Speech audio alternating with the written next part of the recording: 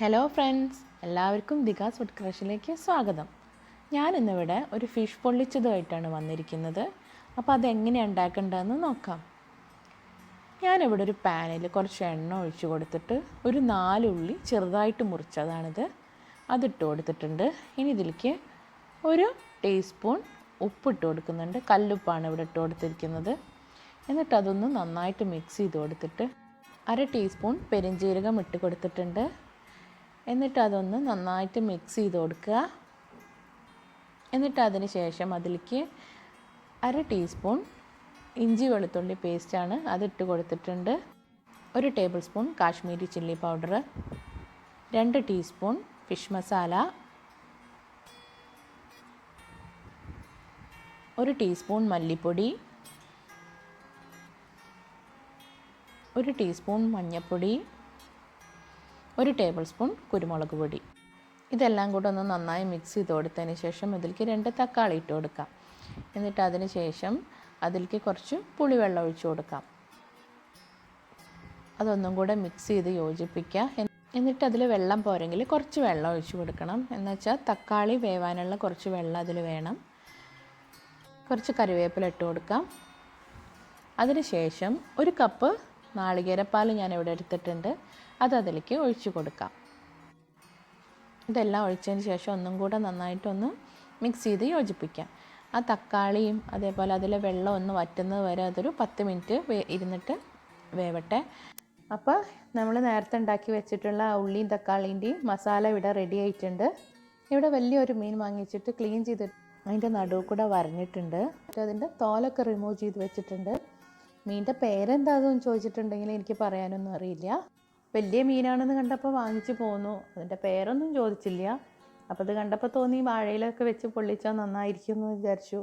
അങ്ങനെ വാങ്ങിച്ചിട്ട് പോന്നു. ഇനി മീനിൽ പുരട്ടാൻ വേണ്ടിയിട്ടുള്ള പൊടികൾ 1.5 ടേബിൾ സ്പൂൺ കാശ്മീരി ചില്ലിപ്പൊടി, പിന്നെ 1 ടീസ്പൂൺ മഞ്ഞൾപ്പൊടി, 1 ടീസ്പൂൺ കുരുമുളക് പൊടി, 1/2 ടീസ്പൂൺ ഇഞ്ചി വെളുത്തുള്ളി പേസ്റ്റ്, പിന്നെ 1 കഷ്ണം നാരങ്ങയുടെ ജ്യൂസ്, പാകത്തിന് ഉപ്പ്. ഇതൊക്കെ കൂടി ഇട്ടിട്ട് നന്നായി മിക്സ് ചെയ്തിട്ട് അത് മീനിൻ്റെ മുകളിൽ നന്നായി തേച്ച് പിടിപ്പിക്കുക. അതിൻ്റെ ഉള്ളിലുമൊക്കെ നന്നായി തേച്ച് പിടിപ്പിക്കുക. എന്നിട്ട് അതൊരു മണിക്കൂർ ഇരുന്നിട്ട് അതിൻ്റെ മസാലയൊക്കെ ഒന്ന് ഫിഷിൽ പിടിക്കുന്നവരെ വെയിറ്റ് ചെയ്യുക. ഇപ്പോൾ 1 മണിക്കൂർ കഴിഞ്ഞിട്ടുണ്ട്. ഞാനിവിടെ ഒരു തവയിൽ കുറച്ച് എണ്ണ ഒഴിച്ച് കൊടുത്തു. അതെല്ലാ ഭാഗത്തേക്കും ആക്കി ഇനി അതിലേക്ക് മീനിട്ട് കൊടുക്കാം. വലിയ മീനായതുകൊണ്ട് ലോ ഫ്ലെയിമിലിട്ടിട്ടാണ് വേവിക്കേണ്ടത്. അതിൻ്റെ ഉള്ളൊക്കെ നല്ല വെന്ത് വരണമെങ്കിൽ ലോ ഫ്ലെയിമിലിടണം. ഇപ്പോൾ മീൻ ഒരു വശം മൂത്ത് വന്നിട്ടുണ്ട്. ഇനി അത് പതുക്കൊന്ന് മറിച്ചിട്ട് കൊടുക്കാം. നേരത്തെ പോലെ തന്നെ ലോ ഫ്ലെയിമിലിട്ടിട്ടാണ് ഈ വശവും നമ്മൾ മുരിച്ചെടുക്കേണ്ടത്. ഒരു 10 മിനിറ്റ് സമയം വേണം ഒരു ഭാഗം വെന്ത് വരാൻ. അപ്പോൾ അതേപോലെ തന്നെ മറ്റു വശവും മറിച്ചിട്ട് കൊടുത്തിട്ട് വേവാൻ വേണ്ടിയിട്ട് വെയിറ്റ് ചെയ്യാം. ഇപ്പോൾ 2 വശവും നന്നായിട്ട് മൂത്ത് വന്നിട്ടുണ്ട്. ഒരു ഇല വാട്ടിയിട്ട് വെച്ചിട്ട് അതിൻ്റെ മുകളിൽ ആ മസാല ഒന്ന് സ്പ്രെഡ് ചെയ്ത് കൊടുക്കാം. എന്നിട്ട് അതിൻ്റെ മുകളിൽ ആ മീൻ വെച്ച് കൊടുക്കുക. പിന്നെ ആ മസാല ഒന്ന് മീനിൻ്റെ മുകളിൽ സ്പ്രെഡ് ചെയ്ത് കൊടുക്കാം. മീനിൻ്റെ ഉള്ളിലേക്കും കൂടെ ആ മസാല ആക്കി കൊടുത്തതിന് ശേഷം ഈ ഇല മടക്കി കൊടുക്കാം. ഇല മടക്കി കൊടുത്തതിന് ശേഷം ചെറിയൊരു നൂലെടുത്തിട്ടോ അല്ലെങ്കിൽ ഇലേൻ്റെ മുകളിൽ തന്നെ ഉണ്ടാവില്ലേ ചെറിയൊരു നാര്, അതെടുത്തിട്ടോ നമുക്ക് ഇല കെട്ടിക്കൊടുക്കാം.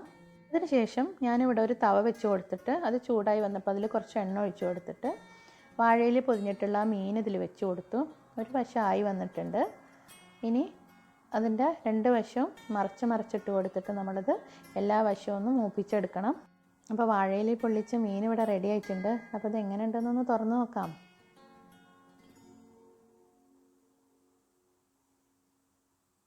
മസാലയൊക്കെ നന്നായിട്ട് ഫിഷിൽ പിടിച്ചിട്ടുണ്ട്.